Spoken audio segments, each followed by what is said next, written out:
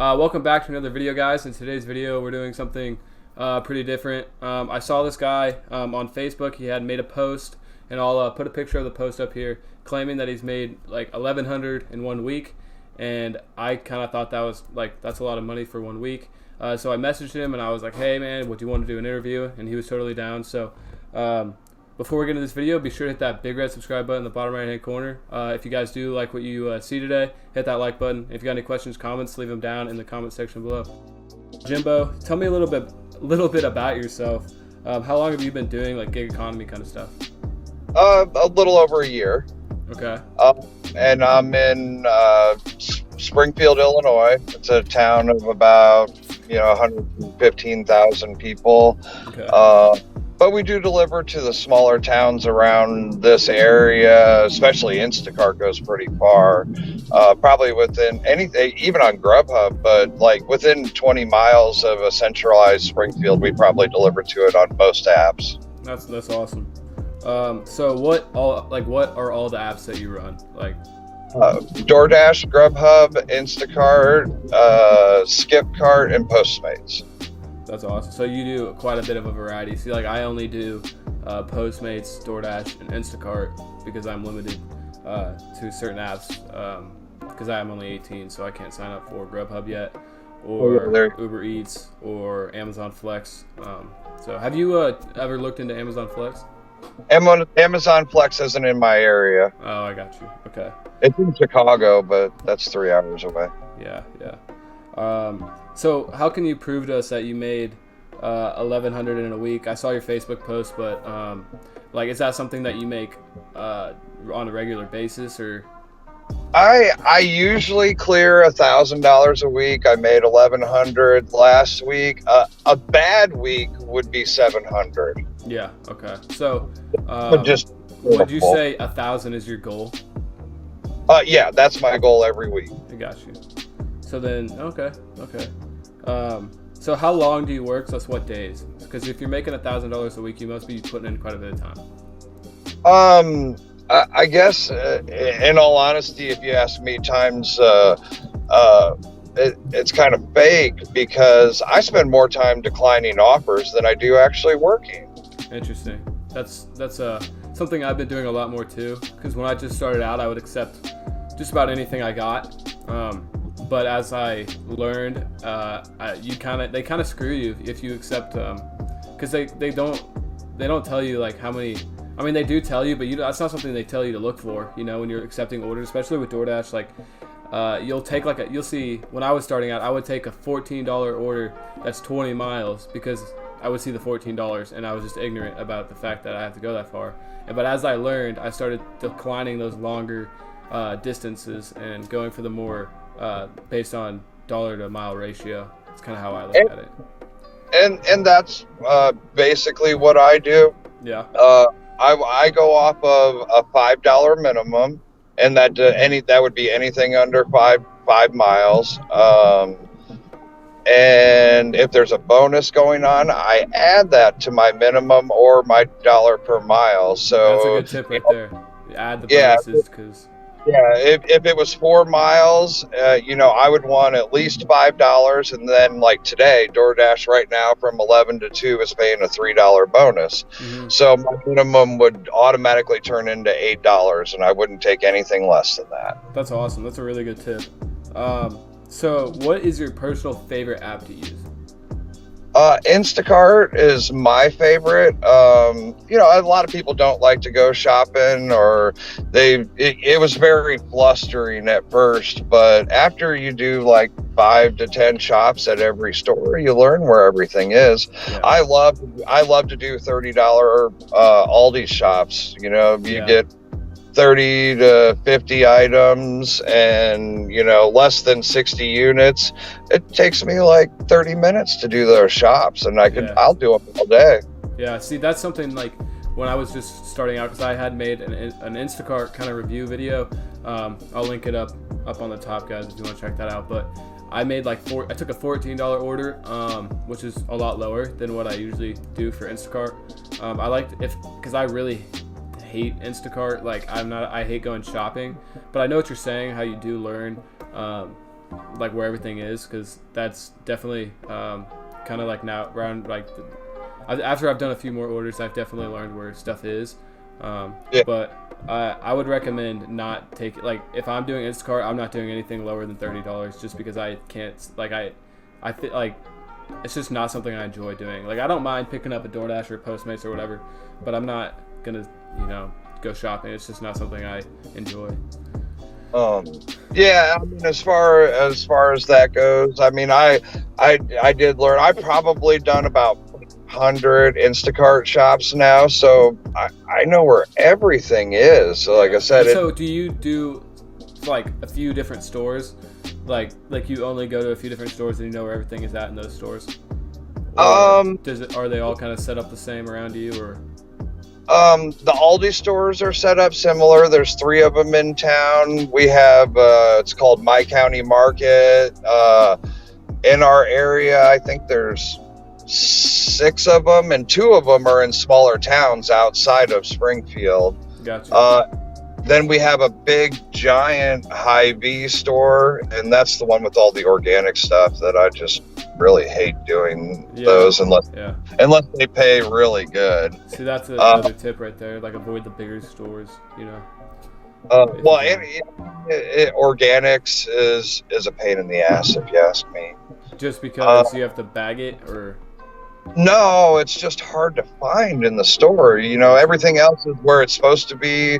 Organics, sometimes they're not even in the organics. They're in the regular section. They're on end cap somewhere, or something similar to like that. Yeah, I got you. So, I guess my last question here is, what would you recommend to someone like just starting out? Maybe they're just starting out with DoorDash, or like, let's just kind of group. What would you recommend someone starting out with food delivery? So I'm talking DoorDash, Grubhub, Postmates, as a broad kind of tip. Personally, on DoorDash or anything, I don't like doing grocery orders on DoorDash. I avoid those because they never pay enough, and you always get stuck waiting 20 minutes for somebody to bring your groceries out. That's true at Hy-Vee. On Skipcart, they do Walmart delivery, and sometimes you get stuck waiting there for orders. For me with DoorDash, I've actually had not like the best experience with Walmart orders, but I've definitely not had the worst. I feel like in my area they do a good job of like promoting the tip, at least for DoorDash. Like they on Walmart orders, it's kind of an expected thing to tip, like either when you get there or you can do 15 days after in my area. I'm not sure how it works for you, but I've had so that might be something that just depends based on your market, but yeah, because like I said, DoorDash does not do Walmart here. They do Hy-Vee. Postmates just started doing Walmart, started in my area. Actually, they're offering a $1 to $4 bonus on all Walmart orders. Okay. But as far as here's some really good information of basically how I run my shifts to make the most money. This could help everybody. So you guys will see the post of how much I made and my acceptance ratings and all that. He should show that to you guys. I sent it to him. I get on and I schedule myself to work every day on DoorDash, from 10 a.m. to 12 p.m. and then 12:30 to 2:30 p.m. and then 4 to 6 p.m. and 6:30 to 8:30 p.m. Now, that is an 8-hour shift. I could block it 10 to 2 and 4 to 8 or however that goes. But since I multi-app and DoorDash only gives you 35 minutes of pause time, I don't want to lose my whole lunch shift because I was doing an Instacart order. So I can re-sign back in. I only schedule myself in 2-hour blocks. That's very smart, because I actually did. I did a 12-hour shift video not too long ago, and I lost an entire shift because I was doing an Instacart that lasted longer than my pause time for DoorDash. So that's some good information right there. Yeah. Instacart used to have a schedule. Certain areas do. My area went on demand starting this week, and I do have a 5-star rating. And I feel like I have pick of whatever comes up first. Like I have first choice or close to it, That's awesome. based on my ratings. My girlfriend does all this stuff too. Her rating on Instacart is like 4.93. So does she? And Sorry to interrupt, but does she? Is her goal 1,000 a week too? Does she put in the same amount of time and hours that you do? probably a little less. Her goal's around 1,000 a week. She doesn't do as well as I do. She's actually a top dasher, barely, but she's a top dasher, and due to that, I don't think she makes as much money as I do. But she likes the availability of being able to clock in and out whenever she wants and not scheduling herself. That's a sacrifice you got to make. Like, I made a video on Top Dasher, and I thought that it benefits DoorDash a lot more than it benefits the drivers. So that's good to hear what you're saying. I think in my area, at least anyway, anytime that I would want to work 10 to 2 or 4 to 8, it's busy enough in this area. I can usually dash now anyway. Exactly. So that's another point that I brought up. I mean, I think Top Dasher definitely depends on where you're at. Like most of this kind of stuff just depends on your market, but that sounds like it's kind of similar from where you're at and where I'm at. So that's good to hear. So is there anything else that you would like to go back to the apps as far as now with Postmates? I only run Postmates in my area during the bonus hours, which some people say they don't even offer bonuses in their area. They don't offer bonuses in my area. They offer every day here from 11 to 2 and 5:30 to 9:30.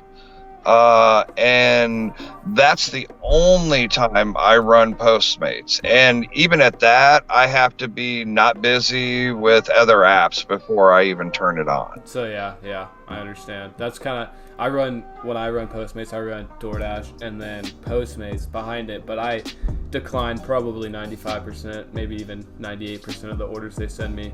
I look for big orders, so from expensive restaurants, because Postmates tips on the order.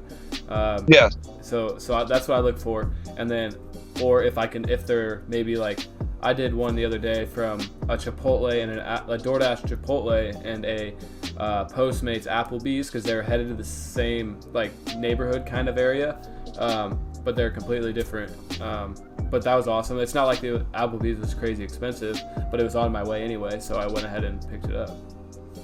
Right. And I was able to figure out, at least in my area with Postmates during those bonus times, that those runs will pay at least $8 plus a tip if the customer tips. So I just look at the screen and I can figure out the distance, because Postmates doesn't tell you how much they pay you or what the distance is, but I can get a rough idea and decide if it's worth $8 or not, regardless if the customer tips. Yeah, that's smart. That's very smart. Hey, did you know that if you put your Postmates in motorcycle mode, you can see the amount of items that you're getting, which doesn't give you the total, but it gives you a pretty good idea? No, I didn't actually. Yeah, a buddy of mine told me that. Next time you're on Postmates, this goes for everyone, guys. Be careful with it, because I'm not quite sure how Postmates would feel about it. But if you go into motorcycle mode, you can see when an order pops up, you can click on the bottom and you can see the items that are there. So if you have a restaurant that has like one item, that's not something you're going to want to accept. But if you have something that has like 7, 8, 9 items, that's something you might want to consider. And to throw out there that Skipcart, if you go look up Skipcart's ratings, they're absolutely deplorable, because last year they had all kinds of problems with payments and payouts, and they did fix everything on Skipcart. I don't do a lot of them, but now on Skipcart, it tells you exactly how much it's going to pay when you accept the order. And the pay for those start between like $8 and $9, and when they offer bonuses, they go up to $14. and I only take those if they're close to the Walmart, so, because $8 again, I want my dollar a mile. So, I always make sure that it's not going very far from Walmart. And I use that, like I said, Postmates and Skipcart as a fill-in. I really like Grubhub, but in my area, it's not near as busy as Doordash. Yeah, DoorDash seems to be the top dog in my area as well. But Grubhub offers tend to be better. Really? Interesting. That's how I see it. So as you can see, when he posts up my stats there, I don't care about any of my acceptance ratings. I just cherry pick everything to my needs. And I've never, they say if your ratings get low, they'll kick you off. They started on Doordash. If your ratings aren't above 60%, you can't get early access to the schedule. They haven't started that in my area yet. Interesting. All right, well, Jimbo, I want to thank you for your time. Thank you for everything you said. That's going to wrap this video up, guys. If you did like it, please hit that like button. Hit that subscribe button. It goes a long way to help me grow it. And I will see you guys in the next video. Thank you.